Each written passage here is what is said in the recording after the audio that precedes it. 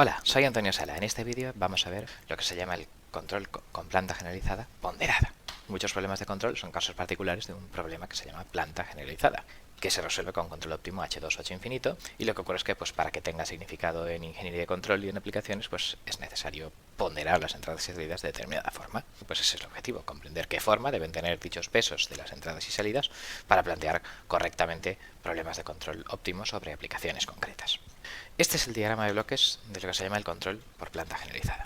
Aquí entrarían las referencias, set point commands, y las perturbaciones como señales exógenas que alguien que no es el sistema de control hace subir y bajar, y que por culpa de las variaciones en estas señales, estas desviaciones de un punto de funcionamiento o de esta referencia o estos errores, pues son distintas de cero, y entonces el objetivo es hacerlas lo más pequeñas posibles. En estas desviaciones en variables controladas también debemos incluir las desviaciones en los actuadores, porque conseguir un error pequeño a costa de una gran potencia de actuadores, pues tampoco es deseable en aplicaciones, ¿vale? Luego hablaremos más. Bien, entonces eso, estas son un poco las causas de la variabilidad, estas son las reglas del juego. El objetivo del control es que esto sea pequeño. Esta es la información disponible del controlador, pues las medidas, referencias en control con dos grados de libertad, etcétera. Y estas son las decisiones del sistema de control, las variables manipuladas o actuadores. Bien, pues esto es un poco el concepto de planta generalizada. La idea básica en esto de las ponderaciones es que, ¿por qué hay que ponderar? Pues porque las amplitudes de cada perturbación, ruidos de proceso, ruidos de medida, multivariable, caudales, presiones, variaciones de tensión, pues son diferentes. Por otra parte aquí, pues claro, como las variables tienen distintas unidades o distintos requerimientos de precisión, pues las amplitudes de los errores deseados tampoco son siempre iguales. Del mismo modo, pues los actuadores, digamos, aquí y aquí, pues no tienen amplitudes disponibles antes de saturar iguales, ¿vale? Entonces, pues todo eso hay que manejarlo adecuadamente. Es necesaria, por tanto, una ponderación, un escalado o un adimensionalizado, tanto estática, por estas amplitudes de referencias, de saturación de actuadores, de requisitos de error de posición, ¿vale?, como dinámica. En un problema de control multivariable, yo podría querer que diferentes señales tuvieran diferente rapidez o diferente ancho de banda, ¿vale? Bien, pues este es, por tanto, la idea básica, y ahora vamos a discutir en cada una de estas señales intervinientes en este problema generalizado qué significa o qué debería significar la ponderación para que sea correcta en aplicaciones. Vamos a hablar de las variables controladas. Es aquello que quiero yo que un error respecto a una referencia o a un punto de funcionamiento objetivo pues sea pequeño. Entonces, pues no todas las variables controladas tienen los mismos objetivos de control. En control hay especificaciones estáticas y especificaciones dinámicas. Esto ya se veía en PIDs, digamos, pues el error de posición y el error de velocidad eran especificaciones estáticas, y luego ya pues el tiempo de establecimiento sobre oscilación, etcétera, en especificaciones dinámicas.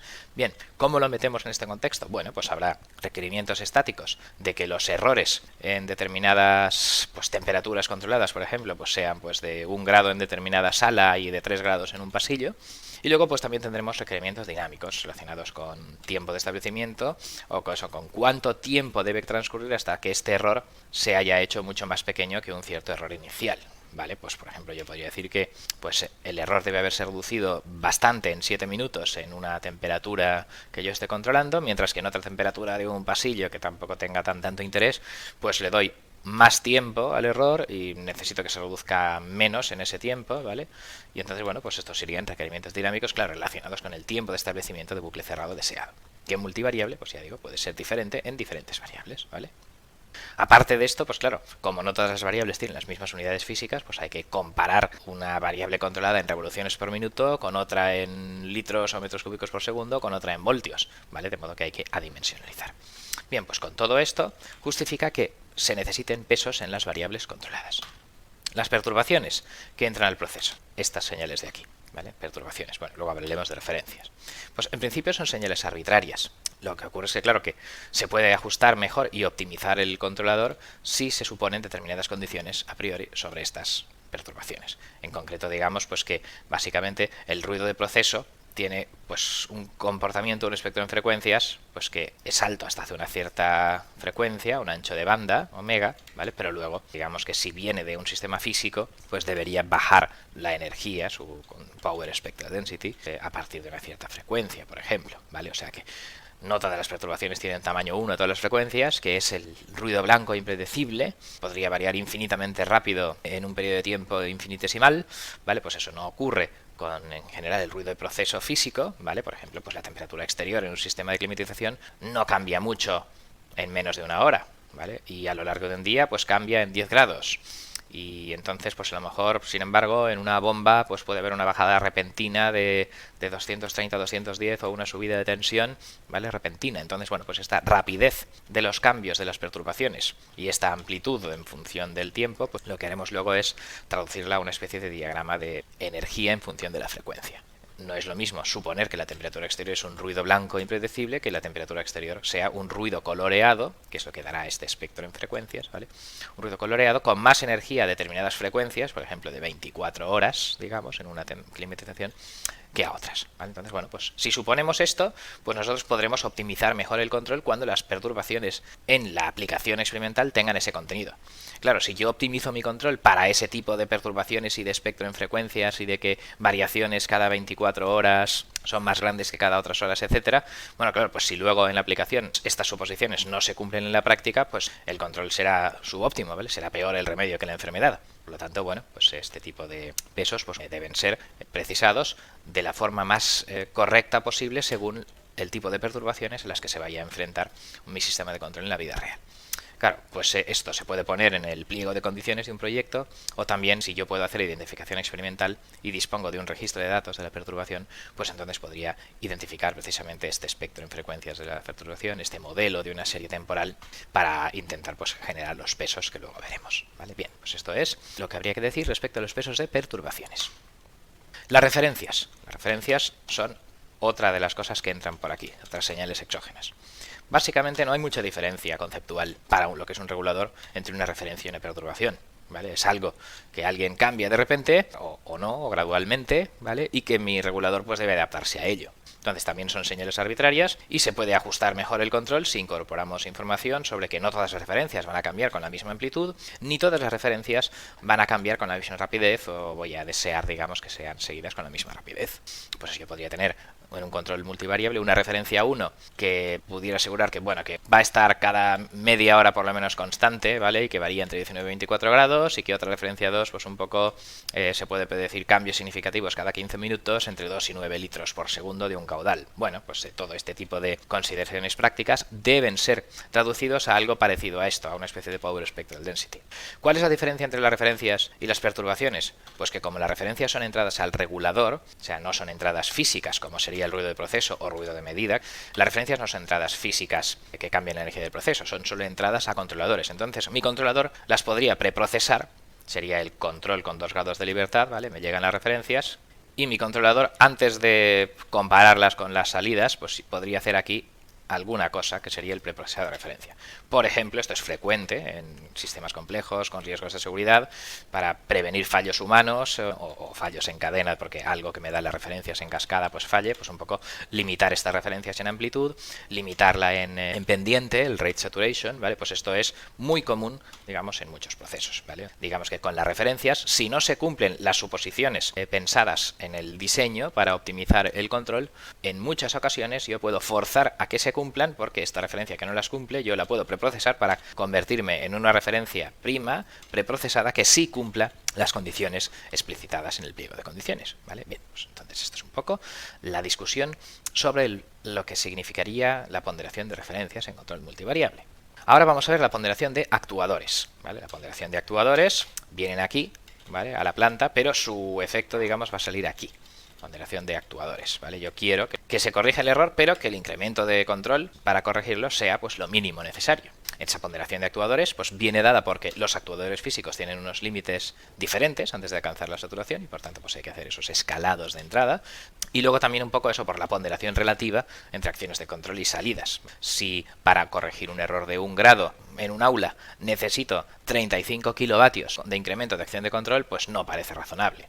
Habría que aclarar cuántos kilovatios de potencia estoy dispuesto a sacrificar para corregir el error en 1 grado, ¿vale? Pues esa sería una ponderación relativa entre acciones y control y salidas, ¿vale? O sea, yo tendría por una parte el tema de la saturación y por otra pues el tema del esfuerzo de control que yo estoy dispuesto a pagar para conseguir reducir los errores, digamos, de estas variables controladas en una cierta amplitud o en una cierta rapidez, ¿vale? Pues todo eso debe llevar a un buen diseño de los pesos. O sea, si no estuviera aquí la acción de control, que pudiera ser todo lo grande que quiera, pues entonces el control óptimo es pues poner los polos infinitamente rápidos, de manera que cualquier perturbación fuera cancelada en un nanosegundo, ¿vale? Entonces, claro, pues eso no es realista y por tanto por aquí deben salir las señales de control para ser ponderadas adecuadamente por temas de saturación y por temas de calidad relativa entre acciones de control y salidas, ¿vale? Bien, pues esto es lo que sería el concepto de ponderación de actuadores. Con todo esto, al final, ¿qué es lo que ocurre? Pues que los problemas de control que realmente se envían a MATLAB no son estos, donde aquí está una planta física y un diagrama de bloques, sino que aquí se añaden unos pesos de entrada y aquí se añaden unos pesos de salida. Entonces esto forma lo que en ingeniería de control se llama la planta generalizada ponderada. Aquí hay unos pesos de entrada y aquí hay unos pesos de salida.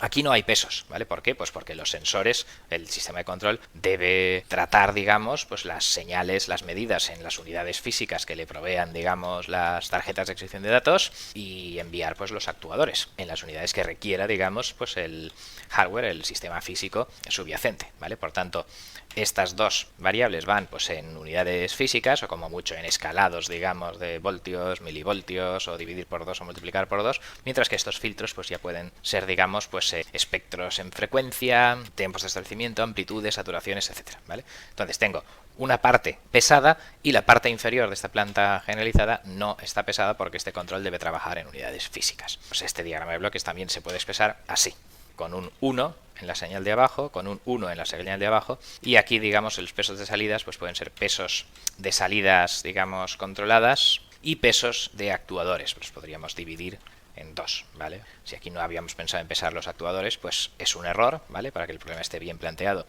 debemos hacerlo, y entonces pues debemos sacar aquí tanto las variables controladas como los actuadores y poner en diagonal, digamos, los pesos de todo eso, ¿vale? Pues esto se llama la planta generalizada ponderada, y por tanto lo que yo metería el comando h2sin o himsin, por ejemplo, de MATLAB o de Octave, sería la matriz de transferencia de esta planta, 4 bloques, 2 bloques de entradas y 2 bloques de salida, para que intentara optimizar el control de modo que cuando esto vale 1, cuando esto es un ruido blanco, esto le dará su espectro en frecuencia, su color, para que estas señales sean pues las que atacan físicamente la planta, que cuando esto vale 1, esto valga lo más pequeño posible, ¿vale? Entonces, si esto es pequeño, por ejemplo, si esto es menor que 1, significará que estas señales están por debajo de la inversa de esto, ¿vale? Para que multiplicadas por esto den 1, ¿vale? De manera que la interpretación física de estos pesos es la inversa de una especie de plantilla de diagrama de Bode del error o de la acción de control.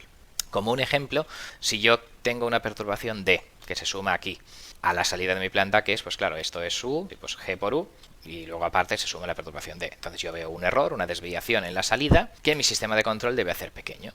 El bucle de control estándar, digamos, pues aquí pondría un 1 y aquí pondría un 0, y este sería el diagrama de bloques de la planta generalizada no ponderada. Pero ese diagrama no es válido para diseño H2 ad infinito, porque no pondero la acción de control, y entonces pues daría un regulador con ganancia infinita, que no tendría ningún sentido práctico. Entonces, bueno, pues ¿qué es lo que se puede proponer? Ponderar con esta RDS, un filtro de la acción de control, pues por ejemplo, que sea pues una cierta constante para limitar pues las saturaciones a todas las frecuencias, y luego pues un cierto filtro paso alto. Este R tendría, por ejemplo, esta pinta, para limitar aún más las acciones de control a altas frecuencias, debido pues a un ancho de banda finito del actuador, que yo pues no tengo modelado en G puede ser un 1 partido S más 1, pero yo pensar, pues bueno, que aparte de eso, pues mi actuador es ideal a bajas frecuencias, pero a partir de ciertas frecuencias ya deja de ser ideal, y entonces quiero limitar más su actividad a esas frecuencias. Bueno, pues este filtro paso alto, donde esta frecuencia, donde empiezo a limitarlo más, sería el ancho de banda del actuador, bueno, pues eso que podríamos poner en R, ¿vale? ¿Por qué? Pues porque si esto es menor que 1, significa que esto de aquí está por debajo de la inversa de este filtro, ¿vale? O sea que si esto es R, pues R menos 1 tendrá esta pinta, ¿vale? Y lo que significará, por tanto, pues es que la acción de control podrá ser alta a bajas frecuencias, hasta un cierto límite, digamos, de incrementos por saturaciones o lo que sea, y a partir de un cierto ancho de banda del actuador yo querré que sea más pequeña. Bueno, pues este sería un significado razonable para justificar esta decisión de filtro R de la acción de control. ¿Y qué filtro cogería yo como filtro W del error? Pues el filtro del error, lo que yo seguramente plantearía sería un filtro paso bajo. Yo querré que el error sea bastante pequeño, a bajas frecuencias, y luego pues a partir de una cierta frecuencia pues el error podrá crecer. Claro, como yo sé que el diagrama de Bode de las plantas físicas normalmente también es paso bajo, significará que para conseguir cancelar esta perturbación rápidamente yo debería dar acciones de control de mucha amplitud, lo cual pues no tiene mucho sentido físico por estas limitaciones de ancho de banda, ¿vale? Y entonces pues claro, si yo no voy a poder dar acciones de control de gran amplitud sin que esto se queje, pues obviamente para que esto y esto estén hablando el mismo lenguaje, lo lógico es pues un poco no pretender que el error sea pequeño a frecuencias altas. ¿Qué significa este filtro paso abajo? Bueno, pues que el significado físico de cota del error es la inversa de este filtro. Este es W menos 1. Si esto era 10, en unidades absolutas esto será 0,1. Esto sería más 20 decibelios y esto sería menos 20 decibelios, ¿vale? La inversa de los filtros es multiplicados por menos 1, digamos, al lado de la línea de 0 decibelios. Lo que significa es que si esta señal tiene una norma menor que 1, significa que esta señal tiene una norma menor que la inversa, digamos, de este filtro, ¿vale? Entonces quiere decir que su contenido en frecuencias pues será pequeño hasta esta frecuencia y luego a partir de ahí pues se irá haciendo más grande. Lo que denominaríamos ancho de banda de control sería el punto donde este filtro tocara los 0 decibelios, el 1, ¿vale? Porque a partir de ahí ya el error mayor de un 100% significaría que aunque no controlara nada, pues esto cumpliría las especificaciones. Y este punto, pues claro, es el mismo que el punto en el que el filtro este toca los 0 decibelios, ¿vale? Entonces, un poco, pues si yo escalo adecuadamente para que 1 signifique que las cosas están por debajo de mis cotas de error, de saturación, etcétera, deseadas, pues este punto, donde este filtro W toca 0 decibelios, sería el ancho de banda deseado del control en bucle cerrado. Esto de aquí sería el error a bajas frecuencias, relacionado con el error de posición, acción integral. Y luego, pues este punto de aquí sería una frecuencia del ancho de banda del actuador, a partir del cual yo querría que el actuador dejara de tener actividad. Obviamente, pues si esta frecuencia le llamo frecuencia del error y esta frecuencia le llamo frecuencia del actuador, lo lógico es que la frecuencia del actuador sea más alta que la frecuencia del error, ¿vale? Bueno, pues la cuestión es que en una aplicación práctica, con un modelo de G, estas amplitudes, estas frecuencias, estos anchos de banda de actuadores, todo esto se tiene que poner adecuadamente para conseguir plantear un problema de control generalizada con sentido físico. El detalle en este tipo de ejemplos pues es mejor hacerlo con un ejemplo de MATLAB que no es objeto de este vídeo, ¿de acuerdo? Pues como conclusión, ante una planta, el problema de control se traduce en una planta generalizada donde algunos de sus bloques son la planta física y otros bloques son unos y ceros, indicando la interconexión de las distintas señales, el flujo de información en el problema de control concreto. Y eso se llama planta generalizada. Esa planta generalizada todavía no puede ser enviada al optimizador H2 o H infinito porque necesitamos unas ponderaciones tanto de las entradas exógenas, referencias y perturbaciones, que indiquen cuál es su contenido en frecuencia, su ruido coloreado, o en el caso de ruidos blancos seguramente esto sí que sea una pequeña constante.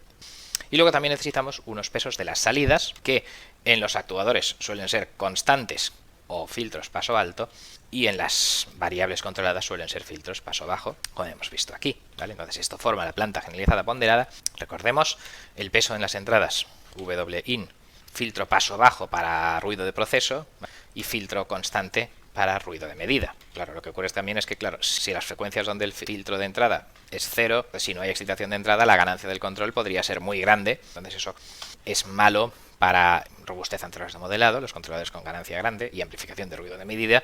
Y entonces un poco pues para que eso no ocurra en los diseños, o bien tengo que efectivamente añadir un ruido de medida, ¿vale? De manera que aunque tenga este ruido de proceso que luego caiga pues determinado caudal o temperatura, pues luego decir que bueno, hay cosas de alta frecuencia, un suelo ahí de ruido de medida. Entonces o añado ruido de medida o simplemente pues es mismo que poner un peso de las entradas que no se haga cero a altas frecuencias. Las variables controladas Vout suelen ser un filtro diagonal con filtro paso bajo, porque no se puede con un proceso físico cuya respuesta se hunde hacer que esto cancele esto rápidamente sin unas US inadmisibles.